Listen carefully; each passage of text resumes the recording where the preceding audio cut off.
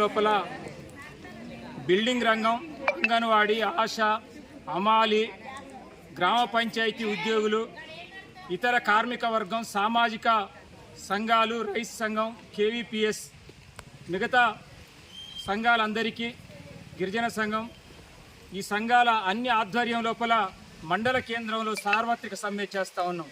ఈ సార్వత్రిక సమ్మె మన ప్రభుత్వం, కేంద్ర ప్రభుత్వం 1991 లోపల కార్మిక చట్టాలను రద్దు చేసి 4 కోట్ల రూపాయలు తీసుకురావాలని చెప్పేసి ఆనాడు మన్మోహన్ సింగ్ ప్రభుత్వం నూతన ఆర్థిక విధానాలు అమలు చేస్తున్నప్పుడు కార్మికులకు చట్టాలు ఉంటే ఇది కార్పొరేట్ సంఘ సంస్థలకి, పెట్టుబడిదారులకి అనుకూలంగా ఉండదని చెప్పేసి ఆనాడే రూపకల్పన చేస్తే నరేంద్ర మోడీ రెండోసారి ప్రభుత్వం వచ్చిన తర్వాత కరోనా పీరియడ్ లోపల 2020 నాడు కార్మిక కోడ్లను పార్లమెంట్లో బిల్ పాస్ చేసుకున్నాడు.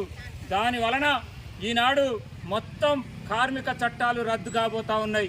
తిరిగి కార్మిక చట్టాలను నిలబెట్టుకునేటట్టుగా మనం అందరం రోడ్డు మీదకి రావాల్సినటువంటి అవసరం వచ్చింది. కాబట్టి ఈనాడు మన మీద చాలా బాధ్యత ఉంది. మన హక్కును కోల్పోతా ఉన్నాం. మనం ఈనాడు సాధించుకున్నటువంటి చట్టాలను 139 సంవత్సరాల క్రితమే 8 గంటల పనిదినం తెచ్చుకున్నాం, సమ్మె చేసే హక్కును తెచ్చుకున్నాం, సంఘం పెట్టి హక్కును తెచ్చుకున్నాం. మనం పోరాడే హక్కు ఆనాడే వచ్చింది. ఆనాటి నుంచి మనం అనేక బెనిఫిట్స్ను కార్మిక సంఘాల నాయకత్వాన్ని సాధించుకున్నాం. ఈనాడు వచ్చినటువంటి ప్రభుత్వం దాన్ని రద్దు చేసి దాని పేరు మీద కోట్ల రూపాయలు తెచ్చాది. ఆ కోట్ల కారణంగా మనం ఇవాళ చేస్తున్న 8 గంటల్ని 12 గంటలు, 10 గంటలు పని చేయాలని చెప్పేసి ఆ పనికి తగినటువంటి ఫలితం ఇవ్వకుండా కనీస వేతనం ఇవ్వాలని చెప్పేసి సుప్రీంకోర్టు చెప్పిన 26,000ను అమలు చేయకుండా కేవలం 10,000, 13,000 వేతనం ఇస్తూ మనను వెట్టి చేయిస్తూ ఉంది. మనకు రిటైర్మెంట్ బెనిఫిట్స్ ఇవ్వట్లేదు. వెల్ఫేర్ బోర్డులో వచ్చినటువంటి సెస్ను మొత్తం ప్రభుత్వం దొడ్డిదారిన కాజేస్తూ ఉంది. కాబట్టి మనం కార్మిక చట్టాలని కాపాడుకోవాలి.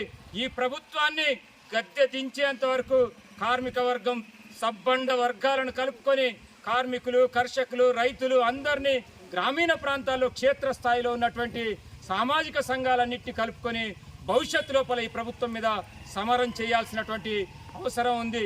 కాబట్టి మన హక్కుల్ని కాపాడుకోవాలంటే మనం సంఘటితంగా, ఐక్యంగా సిఐటియు ఇచ్చే పిలుపుల్లో భాగంగా మీరందరూ భాగస్వాములు కావాలి. ఈనాడు మనం మన జీవనోపాధిని కోల్పోతా ఉన్నాం. మన భారత రాజ్యాంగం కూడా రద్దు కాబోతా ఉంది. నిన్న చెప్పినటువంటి ఆర్ఎస్ఎస్ జాతీయ ప్రధాన కార్యదర్శి దత్తాత్రేయ గారు అన్నారు ఏంటంటే భారతదేశంలో ఉన్నటువంటి లౌకికవాదం రద్దు కావాలి, సోషలిజం అనేది తీసేయాలి, సెక్యులరిజాన్ని తీసేస్తే తప్ప భారతదేశం లోపల ఇట్లాంటి హక్కులు, చట్టాలు ఉంటే మన దోపిడీ యథేచ్ఛగా సాగదు. కార్పొరేట్ రంగానికి మనం ఇది కట్టబెట్టడానికి వీలు కావట్లేదు. కాబట్టి ఇవన్నీ రద్దు కావాలంటే భారత రాజ్యాంగంలో సమూల మార్పులు తీసుకురావాలి.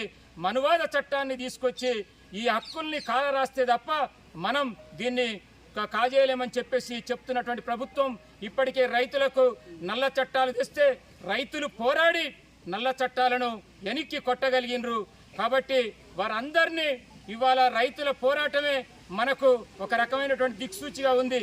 ఇప్పుడే మన మేధావి వర్గం, రిటైర్డ్ ఉద్యోగుల సంఘం వాళ్ళు వచ్చారు. వారిని కూడా సాధారణంగా రమ్మని కోరుతా ఉన్నాం.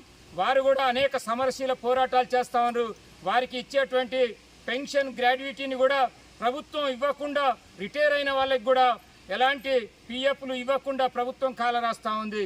ఇప్పటికే రాష్ట్ర ప్రభుత్వం 282 జీవోని తీసుకొచ్చి మన పని గంటల్ని పెంచింది. ఇప్పటి నుండి మనం అందరం 10 గంటలు, 12 గంటలు పని చేయాల్సి వస్తుంది. మనందరినీ ప్రభుత్వం చెప్పినటువంటి 6 గ్యారెంటీల లోపల అవుట్సోర్సింగ్ కాంట్రాక్టర్ ఉద్యోగులందరినీ రెగ్యులర్ చేస్తామన్నది. కానీ ఈ ప్రభుత్వం రెగ్యులర్ చేయకుండా మనల్ని మోసం చేస్తూ ఉంది. ఈనాడు బీజేపీ ప్రభుత్వం అయినా, కాంగ్రెస్ ప్రభుత్వం అయినా ఒకే తాను గుడ్డలాగా వ్యవహరిస్తూ ఉన్నాయి. కార్మికులకు వ్యతిరేకంగా, ప్రజలకు వ్యతిరేకంగా చట్టాలు చేస్తూ ఉంది. కాబట్టి ఇట్లాంటి విధానాల్ని ఎండగట్టాల్సినటువంటి అవసరం ఉంది. కాబట్టి ఇప్పటికే మన రాష్ట్రంలో రేవంత్ రెడ్డి ప్రభుత్వం కూడా 282 జీవోను మొన్ననే అసెంబ్లీ లోపల పాస్ చేసుకొని అమలు చేస్తూ ఉండు. కర్ణాటకలో కాంగ్రెస్ ప్రభుత్వం ఉంది, జమ్మూ కాశ్మీర్లో నేషనల్ కాన్ఫరెన్స్ ప్రభుత్వం ఉంది, గుజరాత్లో బీజేపీ ప్రభుత్వం ఉంది. ఏ ప్రభుత్వం అయినా కార్మిక చట్టాలని రద్దు చేస్తూ ఉంది, కార్మిక కోడ్లను అమలు చేస్తూ ఉంది. కాబట్టి మనం అందరం భవిష్యత్తు లోపల అన్ని వర్గాల ప్రజల్ని కలుపుకొని మనం పోరాటాలకి ముందుకు పోవాల్సిందిగా కోరుతూ ఇప్పుడు గిరిజన సంఘం జిల్లా కార్యదర్శి హరినాయక్ గారిని మాట్లాడాల్సిందిగా కోరుతా ఉన్నాం.